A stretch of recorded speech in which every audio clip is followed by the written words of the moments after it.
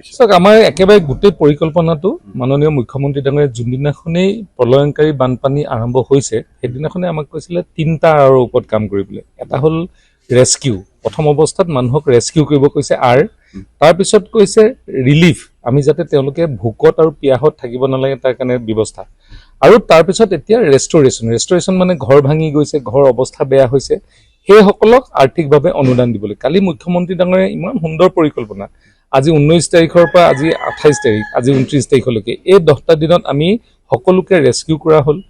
দুৰ্ভাগ্যবশতঃ কেইজনমানৰ জীৱনহানি হ'ল, কিন্তু তথাপিও তাৰ পিছৰ পৰ্যায়ত যিমানখিনি পাৰোঁ আমি সকলোকে ৰেস্কিউ কৰা হ'ল। ভয়ংকৰ বানত আমি পানী দিয়া হ'ল প্ৰথম অৱস্থাত, তাৰপিছত চিৰা, তাৰপিছত আজিৰ দিনত ৰেচন এনেধৰণে দিয়া হৈছে। মানুহে কৈছে যে ৰেচনে আমি যথেষ্টখিনি পাইছোঁ, কোনো আজিলৈকে ক'বলগীয়া হোৱা নাই। হয়তো 10-12টা পৰিয়াল চুকে কোণে ক'ৰবাত থাকি গৈছে, কিন্তু লোকেল ডিষ্ট্ৰিবিউশ্যন ছিষ্টেমত অসুবিধা হৈছে।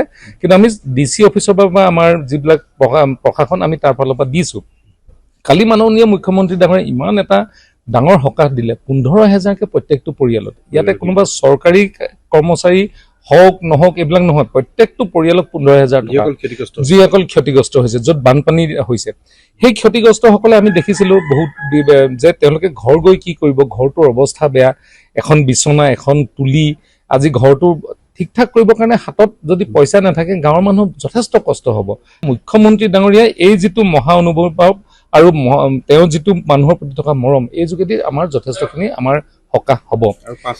5 লাখ টকা এক্স গ্ৰেচিয়া, সাধাৰণতে 4 লাখ টকা বানপানীত কোনোবা যদি মৃতক হয় তেতিয়াহ'লে 4 লাখ দিয়ে। আৰু তাতে এটা নিয়ম আছিলে পষ্টমৰ্টেম নহ'লে চেক দিব নোৱাৰে। এতিয়া বহুতো মানুহ মিচিং হৈছে। মোৰে এটা পৰিয়ালৰ 4জন সদস্য, তাৰ ভিতৰত 3জন সদস্যক আমি পালোঁ, এজন সদস্য তেখেতৰ মাতৃক এতিয়ালৈকে পোৱা নাই।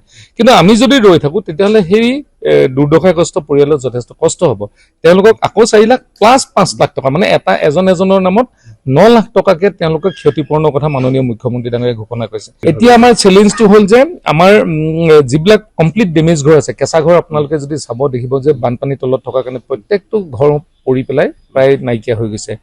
বহুত পকা ঘৰ আছে, PMAY ঘৰ নতুনকৈ বনাইছিলে, অৱস্থাবিলাক বেয়া। আমি এই ঘৰবিলাক চিনাক্তকৰণ কৰিম, 1,20,000 বা 1,30,000 কেনেধৰণে ঘৰটো মেৰামতিৰ নামত আমি দিব পাৰোঁ, তাৰ পিছৰ পৰ্যায়ত আমি ৰেচনখিনি আৰু কেইদিনমানৰ কাৰণে দিব পাৰোঁ।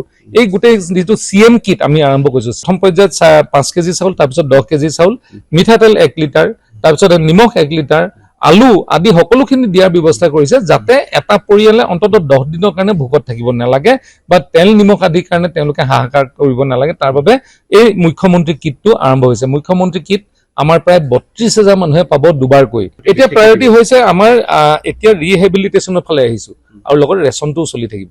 প্ৰথমতে ৰিলিফ আৰু ৰেচন, তাৰপিছত এতিয়া ৰেচন আৰু ৰিহেবিলিটেশ্যন দুটা একেলগে আমি কৰি গৈ আছোঁ। এইটো এটা পৰিকল্পনা, আৰু তাৰ বাবে আমাৰ যথেষ্টখিনি কষ্টৰ মাজতো মানুহক অন্ততঃ আমি সকাহ দিবলৈ আমি পাৰিছোঁ।